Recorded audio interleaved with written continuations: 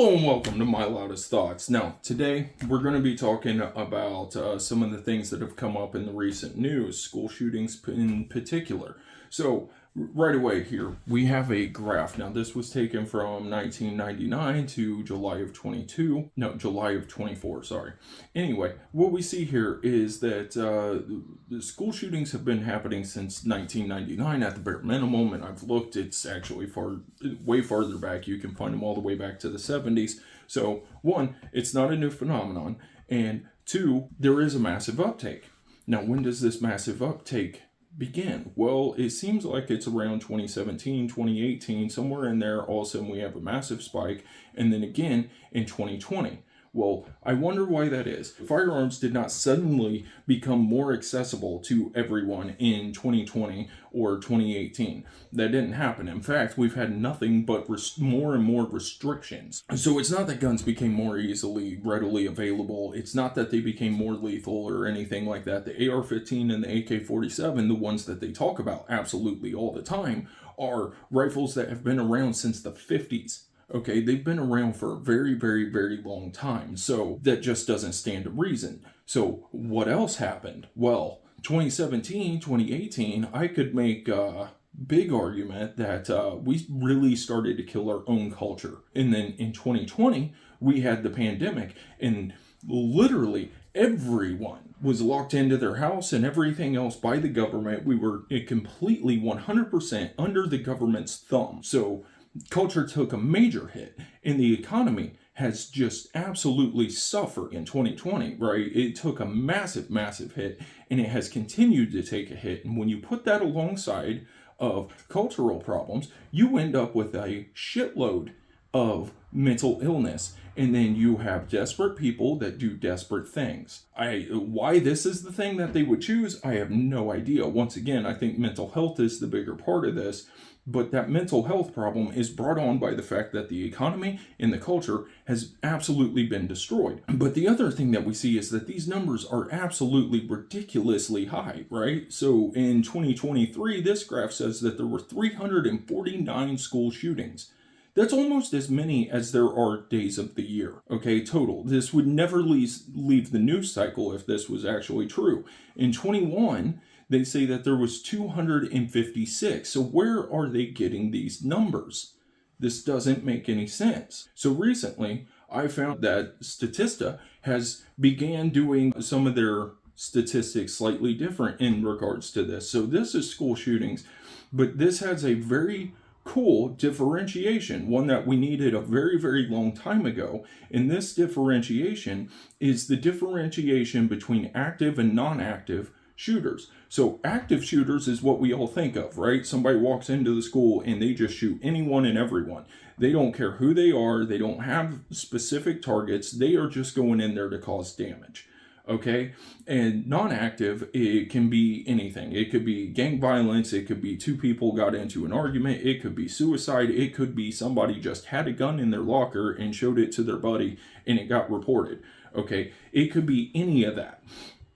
So what do we see here? Well, we see that the numbers are absolutely massively different. Okay, now this report goes from 1970 to 2022.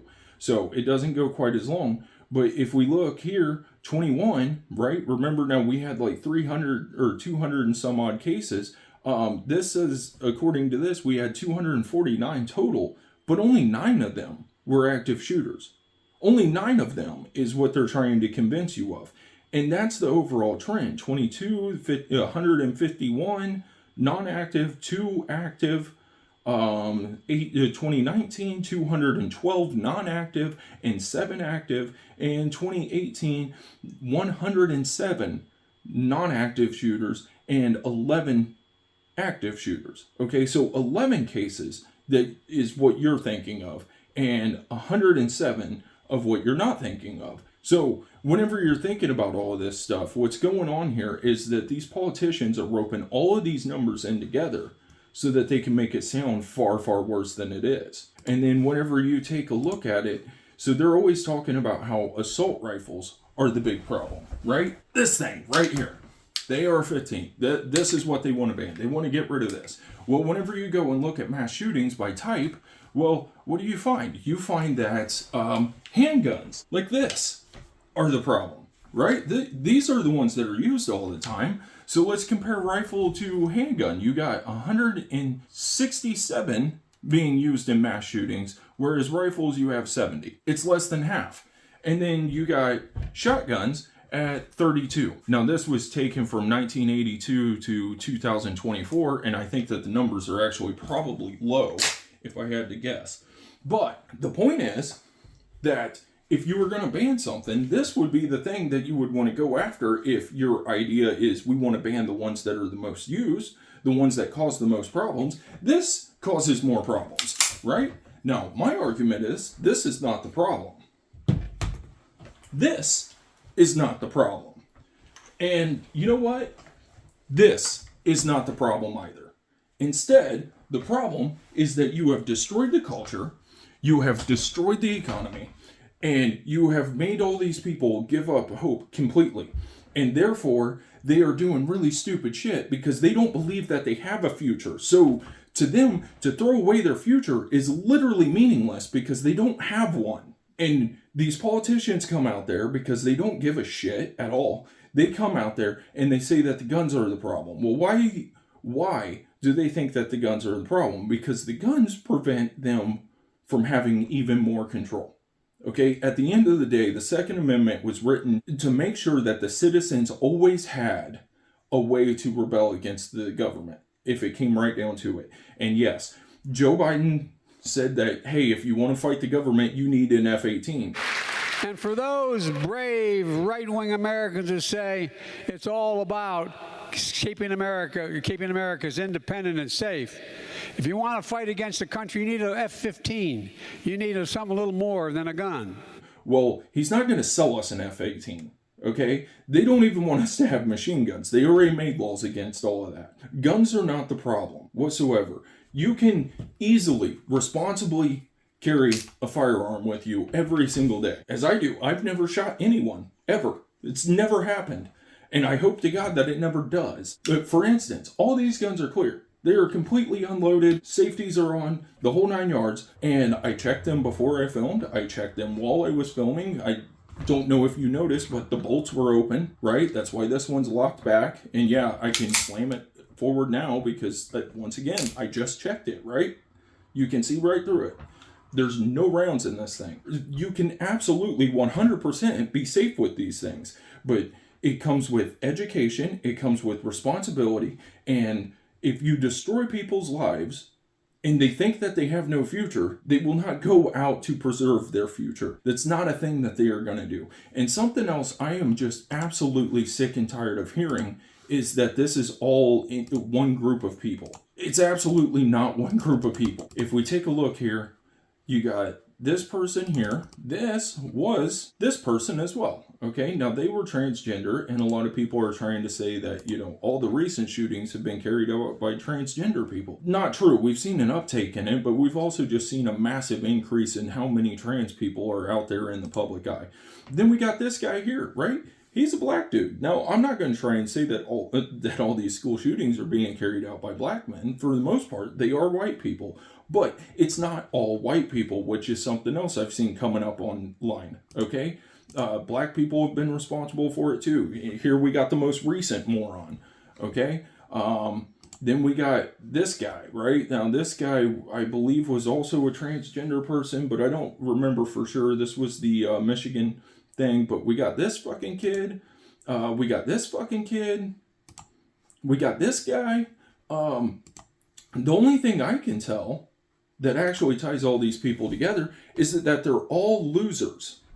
Every one of them are losers, and they deserve to be made fun of. I get that the news doesn't want to share their names. They don't want to share their photos, and there's a lot of people online that don't want to either, and I get it. You don't want to make them famous, and maybe that's a great idea. I personally think that we should make them famous, and we should make them famous by making fun of them absolutely constantly. But hey, that's whatever. That's neither here nor there. But my point is, there is nothing that ties these people together. They are not of any one group. So I'm tired of the group think that sits there and says that, oh, well, it's all this people, all these people, or all those people, or they're all gun nuts, or they're all this, that, or the other thing.